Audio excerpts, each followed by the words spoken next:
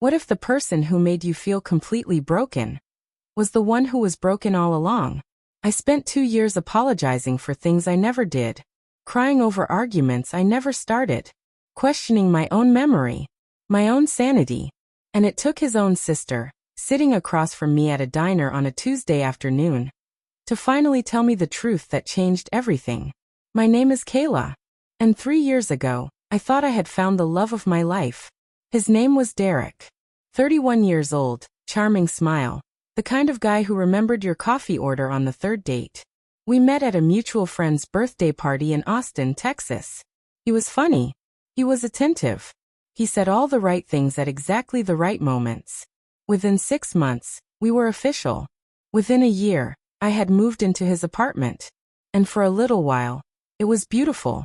But looking back now, I can see the cracks that were there from the very beginning. I just didn't know what I was looking at. The first time something felt off was about 4 months into our relationship. I mentioned that I felt hurt when he canceled our plans last minute. Again, without a real explanation. A simple conversation. Something any healthy couple would have. But Derek didn't see it that way. He turned to me with this calm, almost disappointed look and said, "Kayla, why do you always make everything into a crisis? I just rescheduled. You're being so dramatic." I remember sitting there, blinking, thinking, was I being dramatic? Maybe I was overreacting. He seemed so sure of himself, so unbothered, certain. So I apologized. And that right there was the beginning of the end of who I used to be. Over the next year and a half, a pattern formed. And it was so gradual, so slow, that I didn't even feel it happening. Every time I brought up something that hurt me, Derek had a way of flipping the entire conversation. Suddenly, I was too sensitive. I was exhausting. I was reading into things that weren't there. He never yelled. He never slammed doors. He was always so calm. And somehow, that made it worse. Because when someone screams at you, you know something is wrong. But when someone looks at you with patient, tired eyes and quietly says, "I don't know why you do this to us," you start to believe them. I started keeping a journal. Not because I wanted to, but because I was so scared that my memory was failing me. I would write down exactly what happened, word for word, because I needed proof. Proof of my own reality. There was one night I remember so clearly. We were at dinner with his friends, and I made a light-hearted comment about how Derek had promised to take me to the lake house that summer, but never followed through. Just a joke. Everyone laughed. On the drive home, he was silent for 20 minutes. Then, in the quietest voice, he said, "You embarrassed me tonight. In front of everyone. You do this all the time, and you never even realize it." I sat in the passenger seat, and I genuinely could not figure out what I had done wrong. I replayed the dinner over and over in my head. Was it that bad? Was I missing something? That night, I cried in the bathroom for an hour. And then I went back out and apologized to him. By month 18 of our relationship, I had become someone I barely recognized. I second-guessed everything I said before I said it. I walked on eggshells in my own home. I had slowly stopped talking to some of my closest friends because Derek always had a subtle criticism about them. And I was too worn down to fight for those relationships. My confidence was gone. My voice was gone. And I genuinely believed it was my fault. All of it. That's what gaslighting does. It doesn't break you all at once. It dismantles you quietly, piece by piece, until you're standing in the rubble wondering how you got there.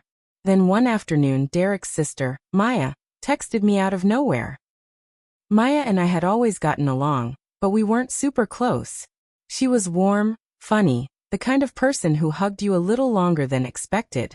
Her text just said, "Hey Kayla, can we get coffee sometime soon? Just us. There's something I've been wanting to talk to you about." Something in my stomach shifted when I read that. I couldn't explain why. I texted back, "Of course." When? We met at a small diner 2 days later. Maya was already there when I arrived. She had ordered us both coffee, and when I sat down, she looked at me with this expression I will never forget, like she had been carrying something heavy for a very long time, and was finally ready to set it down. She started slowly. She talked about Derek's past, about how he had done this before, with his college girlfriend, with a woman he dated right before me. She described the same patterns. The calm manipulation. The quiet blame shifting. The way he made every woman around him feel like she was the problem. And then she said the words that cracked me completely open. Kayla, I've watched my brother do this to 3 different women now. And every single time, he convinces them they're crazy. You are not crazy. I need you to hear that. You are not crazy. I didn't cry right away. I just sat there, completely still. Because hearing those words, from his family, from someone who had no reason to lie, it was like someone turned the lights on in a room I had been stumbling around in the dark for almost 2 years. She told me Derek had been texting someone else for months, a woman he worked with, and that it wasn't the first time. Everything I had been told was my fault, was never my fault at all. I drove home that day in total silence. No music, no podcast. Just me and the sound of 2 years of my life rearranging itself in real time. I moved out within 3 weeks. Derek, of course, told me I was overreacting. He called Maya a liar. He said I was making a mistake I'd regret. For a moment, just a moment, that old voice inside me whispered, what if he's right? But I had my journal. I had Maya's words. And I had finally started to trust myself again. It has been 14 months since I left. I am in therapy now, and it has been one of the hardest and most healing things I have ever done. I have reconnected with friends I had quietly lost. I laugh more. I sleep better. I am still learning who I am again. But I am learning. So if you're sitting with this story and something inside you is nodding, here are 3 things I want you to hold on to. First, if you feel the need to keep a journal just to prove your own reality to yourself, that is not a you problem. That is a warning sign. Second, gaslighting doesn't always look like rage. Sometimes it looks like a calm voice and a disappointed sigh. The quietest manipulation is often the most dangerous. And third, sometimes the truth comes from the most unexpected place. Stay open. Stay connected to the people around you, because someone out there might be holding the key that unlocks your freedom. If this story hit something in you, please don't scroll past. Hit that like button right now, because it helps more people find these stories who might really need to hear them. Subscribe to Betrayal Shadows and turn on your notifications. We post new stories every week, and trust me, you do not want to miss what's coming next. And drop a comment below. What would you do? Would you have stayed? Would you have seen the signs earlier? Or would it have taken someone else's truth to wake you up too? You are not alone. And you are not crazy. I'll see you in the next one.